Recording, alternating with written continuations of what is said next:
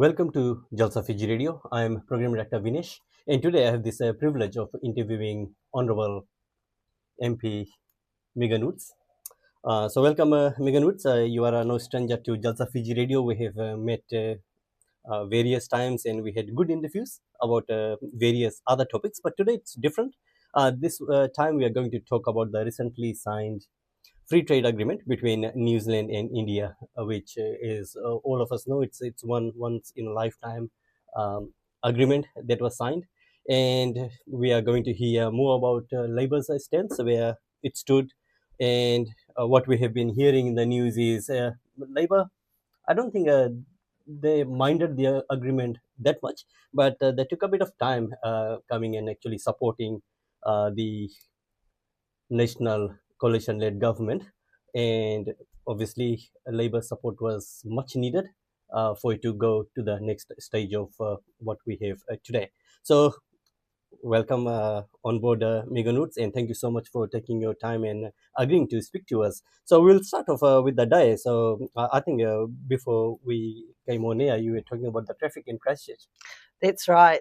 But first of all, look, thanks, Vinesh. It's so lovely to be here. It's such an important topic for us to talk about. I think so many people were interested in the free trade agreement and what it means for them in their everyday life. But yes, I live in Hillmorton, and Lincoln Road is sometimes on a Saturday very, very clogged up.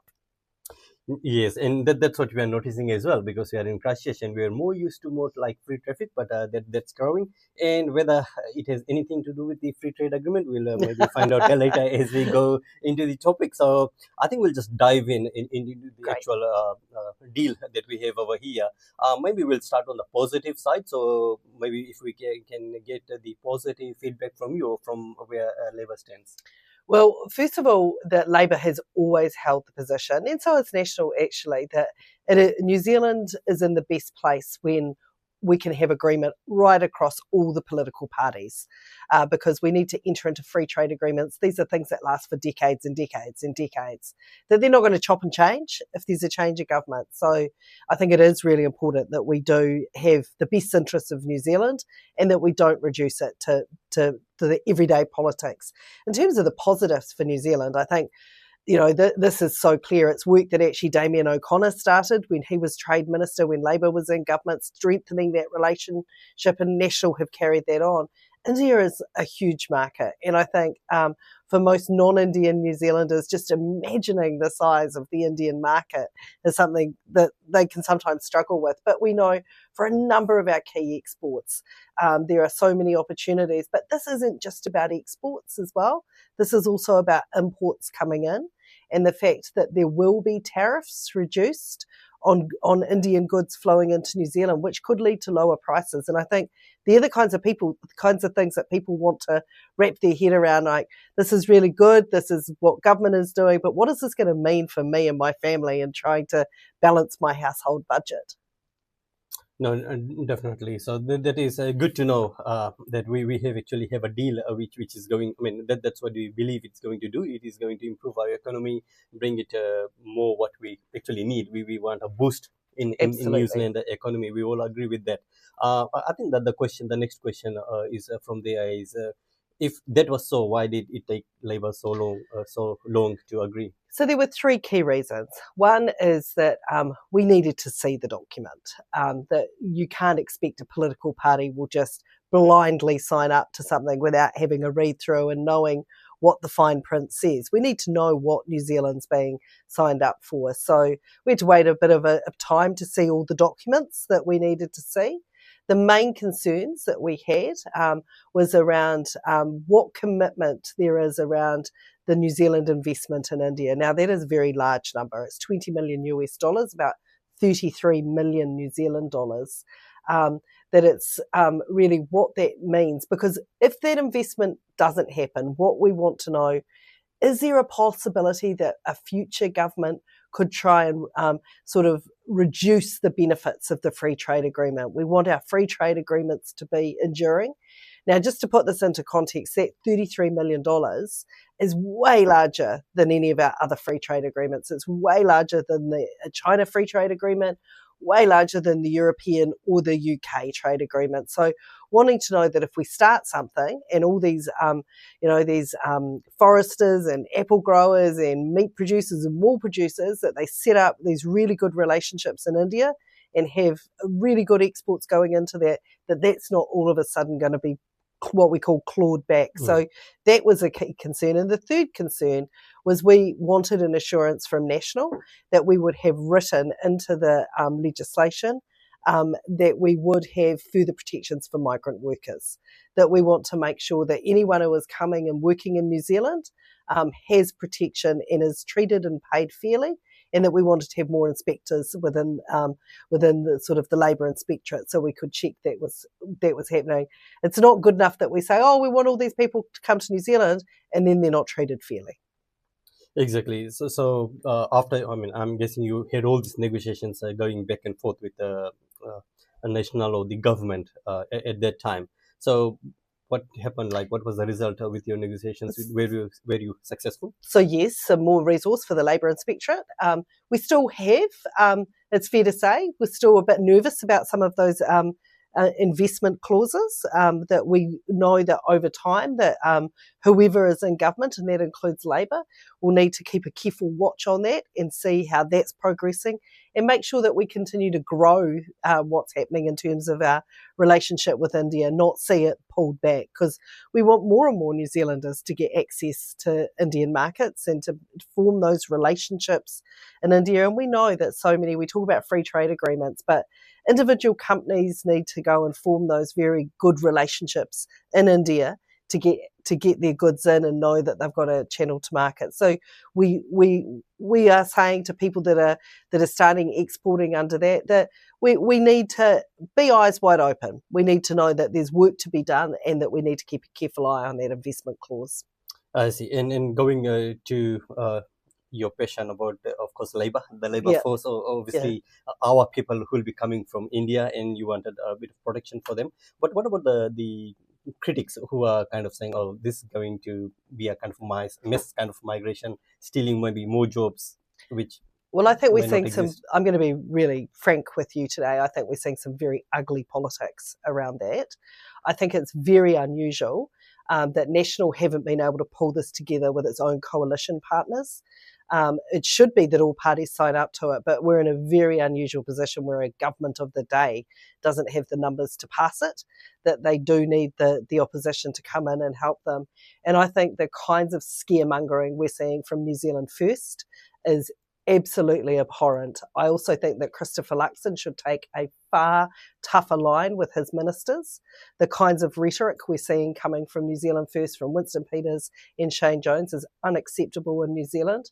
Chris Hipkins has been really clear on that, and that Christopher Luxon is the Prime Minister. He should be calling in any minister who is making any of the kinds of comments we're seeing, which are misinformation. Look, this is not necessarily going to increase Indian migration, that we already have so many people coming from India and fulfilling work in New Zealand that we really need here, that we really need these workers to come. This isn't about, as New Zealand First says, opening the floodgates. This is actually about saying this is part of the agreement we've had, and actually the numbers that are in the free trade agreement are fewer than what we see in terms of a normal run of migrants coming from India. And we do not have caps for any other country. Let's be really clear about that. So when we have politicians standing up and saying that, that is targeting our Indian community, and that is not acceptable. And I want to hear more from our Prime Minister making it clear that that is not the country that we want to be. Thank you, Megan. And that takes us to 10 minutes of our interview. So we are almost 75% of the way. I would like to acknowledge our knowledge partner, Christchurch Bengali Community, for contributing towards this interview, and more to come.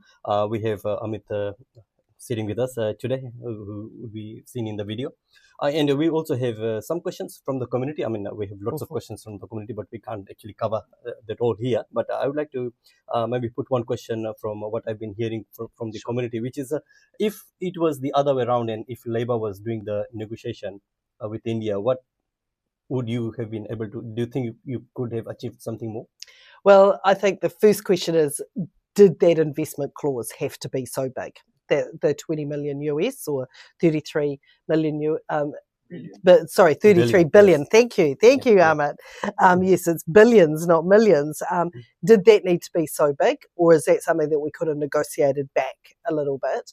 I guess always for New Zealand, dairy access is going to be a major consideration. The dairy access isn't everything that the New Zealand dairy producers or New Zealand would want to see, but these are things that you can work on over time, but we would have wanted to have seen whether or not we could get more access there. Now, there's some really good provisions in there. I mean, forestry, wood products, sheep, meat, wool, and then even some niche things, wine, honey. Some of these are going to make a real difference, but I think dairy will always be incredibly important for New Zealand. Thank you, Megan. And on that note, I think that was the recent news that I heard where we were told that there were moments when India was going to walk away from the deal. So do you realistically believe that it could have been possible, or do you think India would have its own way? Yeah, and I mean, we'll never know. In terms of what happens in the room, that really is to the individuals. But I mean, one of the things that we know is that you don't just walk into a room and start a free trade agreement, that this is about relationships built up over many years and making sure that you have got those strong relationships between our negotiators, between politicians on the Indian side and the New Zealand side.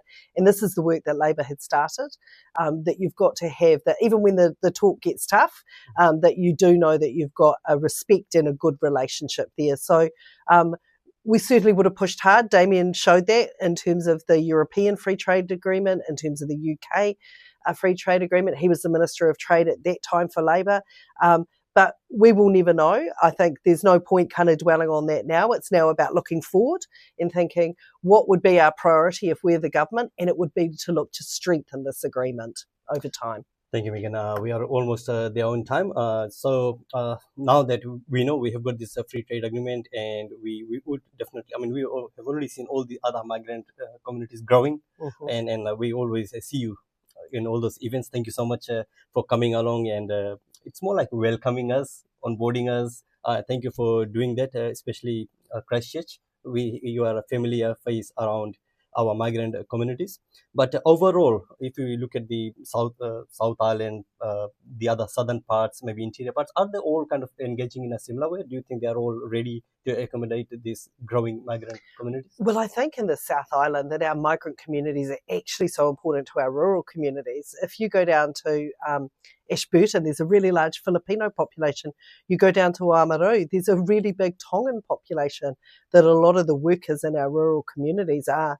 It's not just cities, that actually the migrants are really important players in our South Island economy, and we have to keep welcoming people. We need to keep making it clear that that this is a two-way relationship. We love having you here. You're offering so much. And one of the things I have concerns about at the moment with what we're seeing from the kind of rhetoric we're seeing from some politicians is I fear that we're kind of creating some divides, and that worries me. I've been contacted from some of my Indian-born constituents in Wigram who have told me they've been getting letters through their letterboxes, saying some pretty nasty stuff, but that nasty stuff is what people are hearing from politicians, and that is not leadership. And that is where we have such a responsibility. And me coming to your events, it doesn't feel like work. They're always something I look forward to coming to. Thank you. I mean, we always love you when you wear our Indian attire, especially saris, and we are going to see more of them from India, I guess, with this free trade agreement. Maybe even the price might get even more affordable. Cheaper saris for everybody. Yeah, exactly. So thank you so much, Megan. That takes us to the end of the interview. As I've said, it's always a joy talking to you. Yeah. It doesn't feel like an interview. It's just like talking to you whenever we meet in events, especially. So we will let you go. And finally, the last question before you head off: are you going to the 660 tonight? No, I'm not going to 660 tonight. I'm actually about to head off door knocking because I'm not standing in Wigram. Dominic Yanzik is our candidate there, so I'm out door knocking with Dominic this afternoon. But I did go to the rugby game, and I'm hoping I've got some tickets to go to the Warriors game because that stadium is amazing, and I think everyone in Christchurch is going to enjoy it. Thank you so much, Megan. So that was Honourable MP Megan Woods. And she joined us to give the views of the Labour Party, and as we have heard, the contributions of Labour, or the negotiations that the Labour had to do with the government, of course. And that's what we wanted to hear, just to know their side of the story, and hoping that we are able to pass that on to you. And just to close up, whatever we have heard, it's Megan Woods' comments. We are just as interviewer, bringing their views to you. Hope you enjoyed this interview, and we will try to bring more such interviews to you.